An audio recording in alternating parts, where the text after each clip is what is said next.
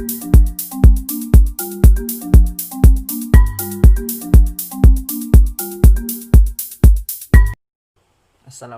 saya Muhammad Adli bin Ahmad.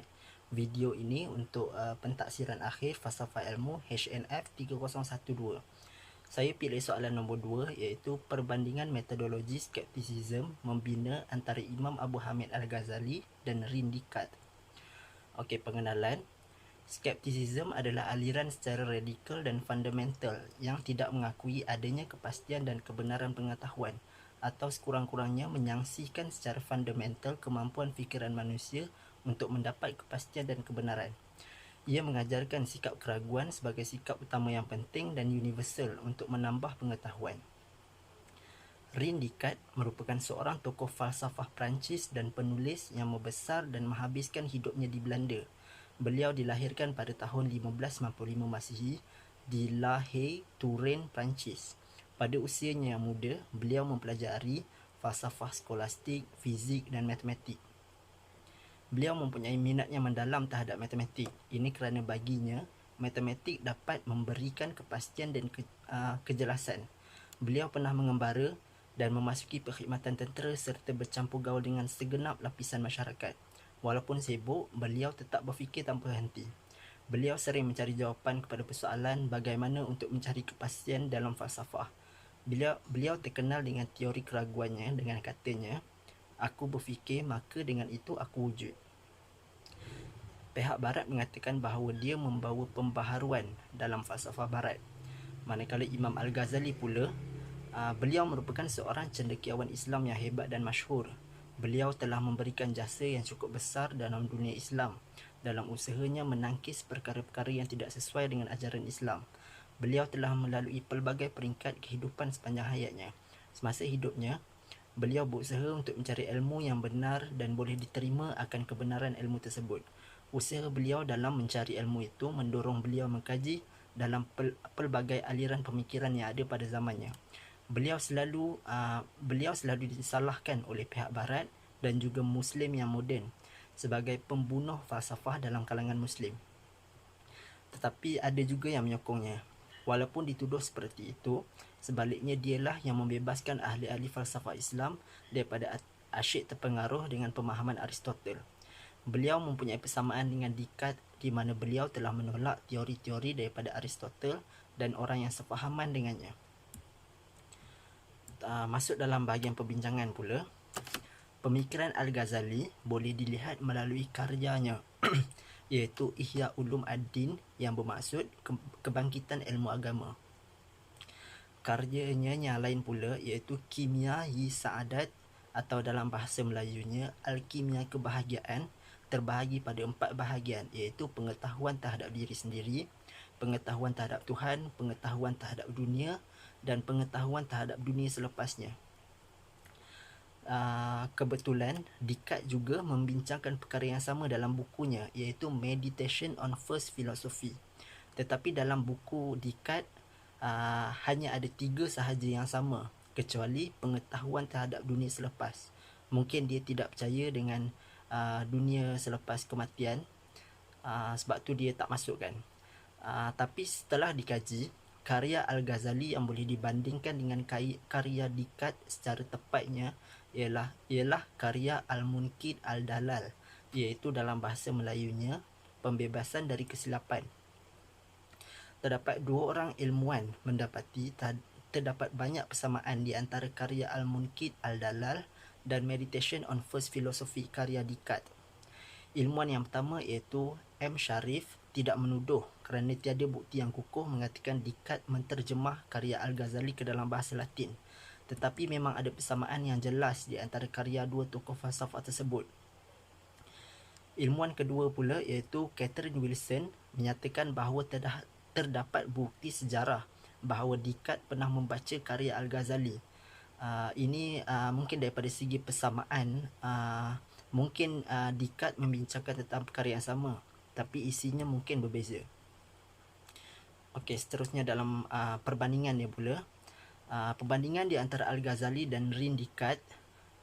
Descartes mengatakan kewujudan roh dan Tuhan hanya boleh dibuktikan melalui falsafah berbanding secara teologi.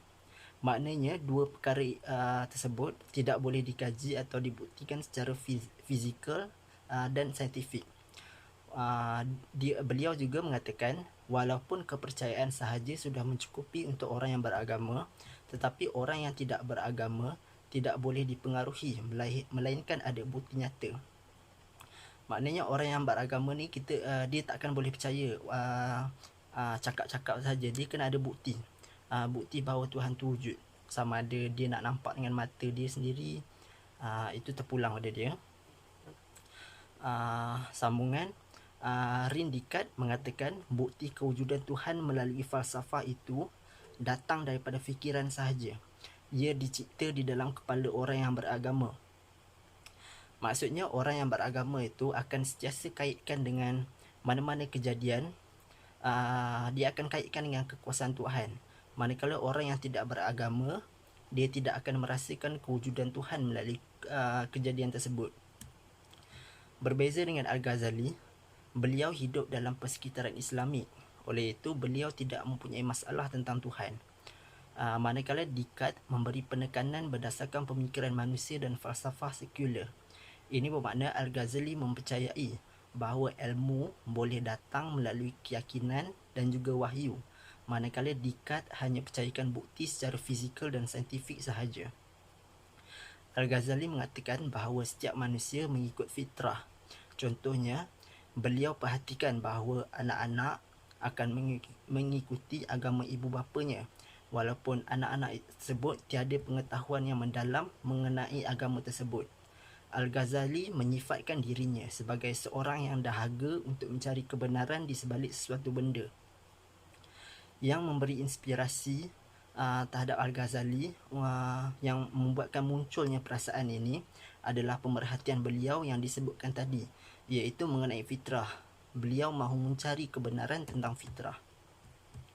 Al-Ghazali menyatakan bahawa bukti secara fizikal yang boleh nampak tidak semestinya betul. Malah ia selalu silap. Oleh itu, ia tidak semestinya dapat membuktikan kebenaran sesuatu hakikat. Contohnya apabila lihat bintang, ia kelihatan lebih kecil. Di mata kita, ia lebih kecil daripada duit shilling. Sehinggalah saintis membuktikan bahawa bintang itu saiznya lebih besar dan boleh jadi sebesar bumi.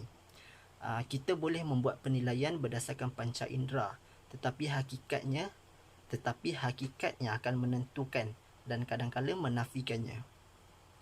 Di dalam karya Meditation on First Philosophy juga, Descartes memberikan contoh yang seakan sama, bahawa persepsi akal tidak semestinya menunjukkan kebenaran.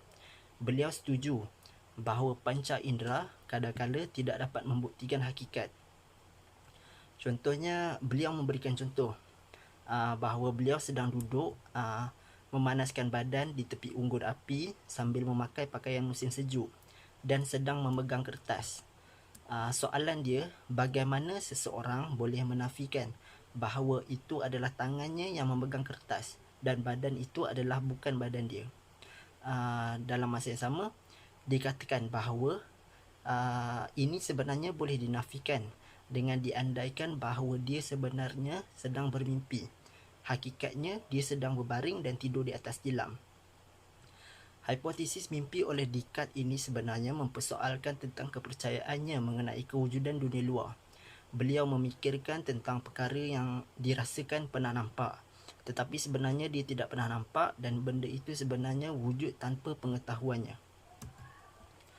Kesimpulannya, pemikiran daripada kedua-dua tokoh falsafah ini amat berguna untuk kita renungkan. Kita tidak boleh mempertikaikan sesuatu hakikat, tetapi dalam masa yang sama, tidak bermakna kita tidak boleh mencari kebenarannya.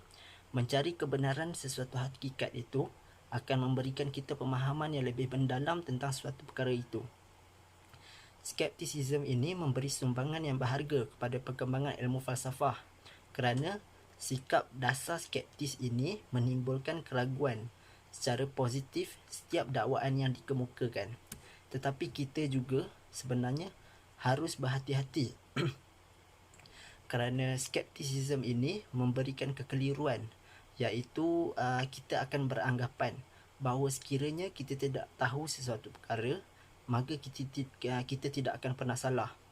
Oleh itu, itulah kepentingan supaya kita meragukan setiap benda, supaya bukan untuk kita menentang, tetapi supaya kita boleh mendapatkan kefahaman yang lebih mendalam tentang perkara yang kita hendak cari kebenaran itu. Sekian, terima kasih.